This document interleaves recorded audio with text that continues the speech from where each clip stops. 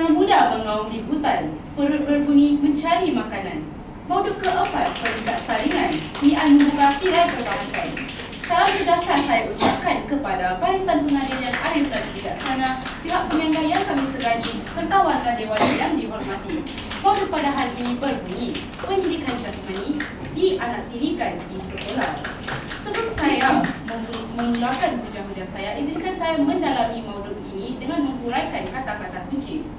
Kata kunci utama bagi modul pada hari ini adalah dianaktirikan. Apakah maksud dianaktirikan? Ia menganaktirikan membawa maksud melayan seseorang ataupun sesuatu seperti anak tiri, yakni ia tidak diambil berat. Secara konseptual modul pada hari ini bermakna pendidikan jasmani di sekolah tidak diendah atau tidak diberi perhatian secukupnya. Selain itu, pendidikan jasmani merujuk kepada pendidikan formal yang termasuk dalam kurikulum sekolah. Wahai warga dewan sekalian, mengapa kami menyatakan bahawa pendidikan jasmani dianaktirikan di sekolah? Ini kerana terdapat banyak lagi kekurangan dalam pengendalian pendidikan jasmani yang masih belum dapat ditangani. Kekurangan-kekurangan ini pula ketara jika ia dibandingkan dengan pengendalian pendidikan akademik. Oleh kerana terdapat banyak perbezaan dalam sistem pendidikan jasmani di seluruh dunia, ia akan kami mengaitkan modul pada hari ini kepada konteks tempatan.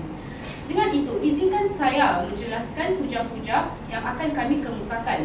Kami akan menjelaskan bagaimana pendidikan jasmani dianaktirikan pada 3 sudut. Pertama, sistem pemarkahan. Kedua, peruntukan masa dan kemudahan. Dan yang ketiga, pemikiran pihak-pihak yang terlibat dalam pendidikan jasmani.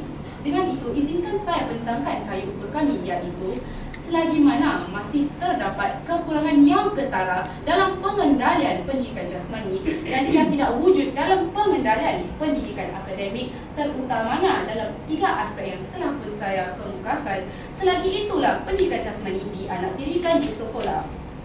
Dengan itu, izinkan saya mulakan hujah saya, iaitu pendidikan jasmani dianaktirikan dari sudut sistem pemarkahan. Ini berlaku dari 2 aspek. Pertama, kekerapan, dan yang kedua, penegasan. Wahai warga dewan sekalian, sudah tentu anda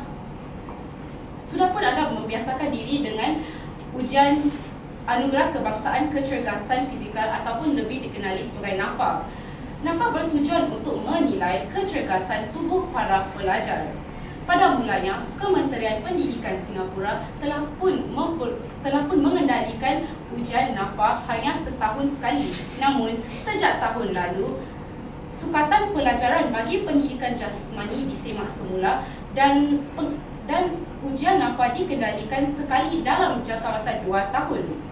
Adakah ini sesuatu yang wajar, wahai warga dewan sekalian? Jika kami bandingkan dengan pengendalian pendidikan akademik, di mana bagi setiap mata pelajaran kami sekurang-kurangnya harus menduduki 2 ujian utama, manakala bagi NAFA ia telah pun dikurangkan kepada 2 tahun sekali.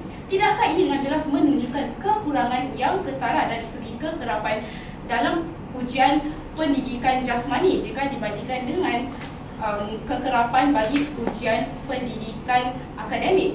Selain itu, pendidikan jasmani juga mempunyai kekurangan dari segi penegasan sistem pemarkahan. Wahai warga dewan sekalian,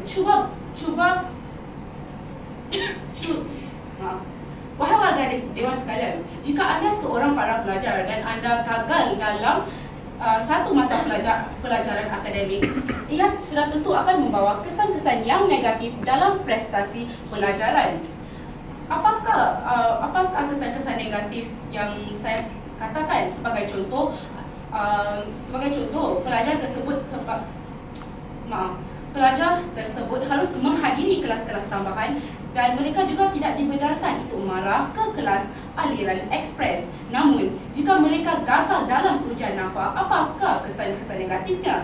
Sudah tentu ia tidak membawa kesan negatif terhadap prestasi dan tiada implikasi besar. Terdapat 2 perkara penting yang berlaku. Pertama, tiada kelas tambahan yang diperlukan untuk melatih melatih para pelajar tersebut supaya dia lulus. Dan yang kedua, tiada tindakan serius yang diambil.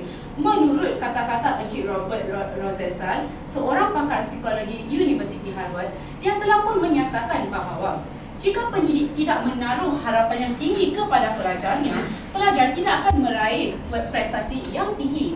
Dan dalam konteks ini, jika keputusan markah NAFA diremehkan oleh para pelajar, mereka akan mempunyai pemikiran bahawa ia tidak penting dan mereka tidak perlu giat berlatih dalam pendidikan jasmani. Dengan itu, bukankah saya telah berikan bagaimana perbezaan dalam sistem pemarkahan yang ketara antara pendidikan jasmani dan pendidikan akademik tidak setaraf kerana mempunyai kekurangan dari segi kekerapan dan juga penegasan. Sekian, terima kasih. Mohon untuk terus mencabar.